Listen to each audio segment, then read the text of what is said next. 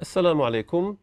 أردنا اليوم أن نعرض 10 أكبر اكتشافات فلكية لسببين. واحد سبب طريف، لأن الناس يحبون قوائم أفضل 10 من كل الأنواع، ومن جهة أخرى لأننا عندما ننظر إلى أكبر الاكتشافات تعطينا فرصة لمراجعة ما هي هذه الاكتشافات الكبيرة، لماذا هي عظيمة، متى حدثت، ما موقعها من تسلسل التاريخ للعلوم إلى آخره.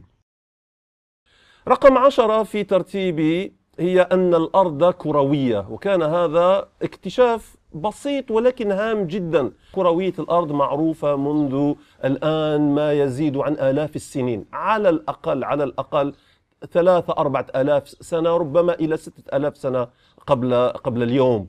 وكيف عرف ذلك؟ عندما تتحرك السفن في البحر نراها بسرعة أنها تنزل هكذا، ثم عندما يحدث خسوف القمر نرى أن الأرض تزحف على القمر هكذا وهي دائرية، فنرى ظل الأرض دائري على وجه القمر، وبالتالي فالأرض كروية إلى آخره.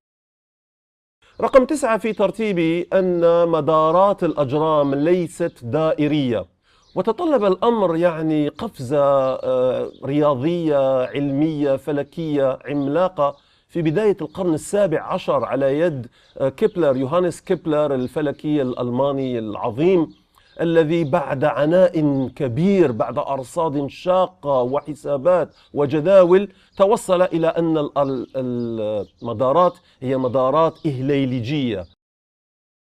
رقم 8 أن الماء متوفر في الكون تقريبا في كل مكان. طبعا عندما نقول الماء لا نقصد بالضرورة الماء السائل، في الحقيقة لم نكتشف الماء السائل في أماكن غير الأرض إلا مؤخرا جدا، بل حتى الماء السائل هذا يتدفق أحيانا وهو مالح ولا نراه يتدفق. ولكن الماء بأطواره المختلفة كبخار ماء وكجليد خاصة وجدناه تقريبا في كل مكان، بل وجدنا بخار الماء حتى على سطح الشمس. الاكتشاف رقم 7 في قائمتنا أن النجوم تقوم على مفاعل نووي يمكن أن نقول في قلبها. كل الطاقة التي تصدر من النجوم وكل ما يسمح للنجوم أن تعيش، أن تبقى مستقرة لا تنهار على نفسها بسبب الجاذبية وتستمر لملايير السنين. هذه الفكرة الجوهرية التي تمثل 99.99% من كل الطاقة الموجودة في الكون لم نتوصل إليها إلا في ثلاثينيات القرن العشرين.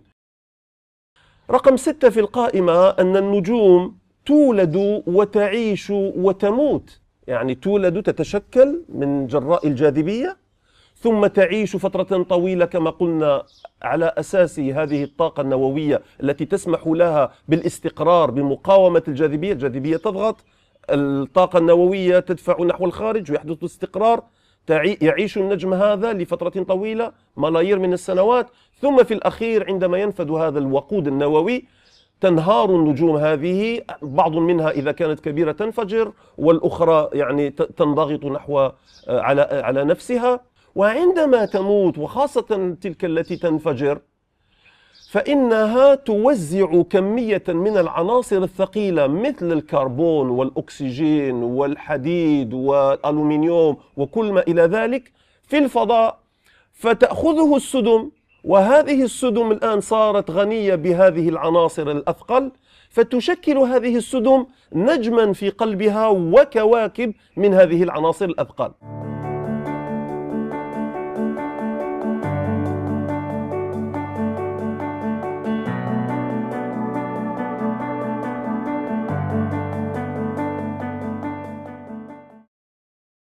في القائمة رقم 5 أعتقد أن فكرة أن الجاذبية تتحكم في كل حركات الأجرام عبر الكون كله، من القمر حول الأرض، الكواكب حول الشمس، المجموعة الشمسية كلها، النجوم حول بعضها البعض، النجوم حول المجرة، المجرات بالنسبة لبعضها البعض، الكون كله، كل هذا تتحكم فيه قوة الجاذبية. شيء عظيم أن قوة الجاذبية هذه هي أضعف القوى في الكون، أضعف بكثير يعني ملايير الملايير المرات من قوة الكهرباء والمغناطيس مثلا، وطبعا أقل بكثير من القوة النووية. ومع ذلك مع كونها هي أضعف القوى على الإطلاق في الكون، ولكنها قد تكون أهم قوة على الأقل بالنسبة لكل حركات الأجرام. هذا أيضا اكتشفناه فقط في خلال القرن العشرين أو ربما قبل ذلك بقليل. رقم 4 في قائمتنا، تصوروا أن حتى سنة 1923 لم نكن نعرف أي مجرة أخرى غير مجرتنا، بل كنا نعتقد أن مجرتنا هذه هي الكون كله، هي الكون المجرة، وكان هذا اكتشافا عظيما جدا. رقم 3 اكتشفنا في سنة 1929 على يد الفلكي الأمريكي العظيم إدوين هابل أن الكون هذا في توسع، أن هذه المجرات تتباعد عن بعضها البعض، بل كل المجرات تتباعد عن بعضها البعض، وليست تتباعد عن بعضها البعض لأنها تنفر عن بعضها البعض، بل بالعكس هناك جاذبية بينها، ولكن لأن النسيج الزمكاني هذا الذي كنا تحدثنا عنه من قبل، الذي كل المجرات موجودة فيه وعليه، فالنسيج هذا هو نفسه يتمدد.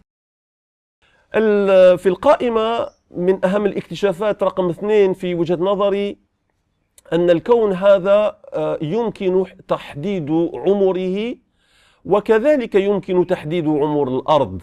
في الأول يعني منذ حوالي 20-30 سنة كنا نقول 13.7 مليار سنة، الآن مع أحدث الأرصاد بالأقمار الصناعية المخصصة لهذا الغرض إلى آخره نقول 13.8 مليار سنة. وأيضا لدينا بطرق أخرى مختلفة عن طريق الإشعاع الطبيعي راديو أكتيفيتي، التفكك الطبيعي لبعض العناصر غير المستقرة النووية غير المستقرة، وطرق مختلفة يمكن لنا تحديد عمر الأرض وعمر القمر وعمر الشمس وعمر الكواكب، عمر المجرة، عمر النجوم. فعمر الأرض صرنا نعرف الآن بدقة فائقة أنه 4.56 مليار سنة.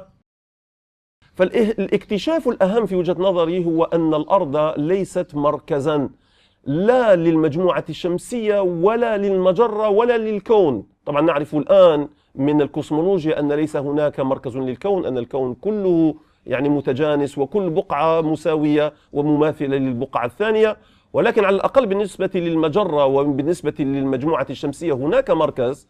الشمس هي مركز المجموعة الشمسية، هناك ثقب أسود عظيم في مركز مجرتنا تدور كل المجرة حوله، والشمس في مجموعتنا الشمسية تدور كل الكواكب وكل الكويكبات وكل المذنبات إلى آخره حوله، حول الشمس. فالأرض هي كوكب من بين الكواكب. كان هذا الاكتشاف على يد كوبرنيكوس سنة 1543 في أواسط القرن السادس عشر، ثم جاءت التأكيدات الرصدية على يد غاليليو وكثير من الفلكيين الذين تلوهم. كان هذا الاكتشاف عظيما جدا لأنه قلب وجهة نظرنا مكاننا ومكانتنا في الكون. هل نحن الأهم؟ هل نحن المركز؟ هل كل شيء يدور حولنا؟ فصارت لدينا نظرة أوسع وربما أكثر تعقيدا، أننا جغرافيا أو فلكيا لسنا في المركز، ولكن لأننا يعني حياة، نمثل الحياة، نمثل العقل، نمثل الوعي، فنحن مهمون جدا، بل من نواحي أخرى نحن إلى حد ما من أهم ما هو موجود في الكون، وإن كنا لسنا مركزيين من الناحية الجغرافية أو من الناحية الفلكية. هذا في وجهة نظري أهم اكتشاف في تاريخ البشرية. وللطرافة وللأسف أن لا زلنا نحن العرب أو بعض منا يناقش هذه الفكرة، وهل الأرض هي المركز وتدور الشمس حولها، أم الشمس هي المركز وتدور الأرض حولها؟ هذا طبعا لم يعد فيه نقاش بالنسبة لكل متعلم، ناهيك عن الفلكيين والعلماء كلهم. شكرا لكم.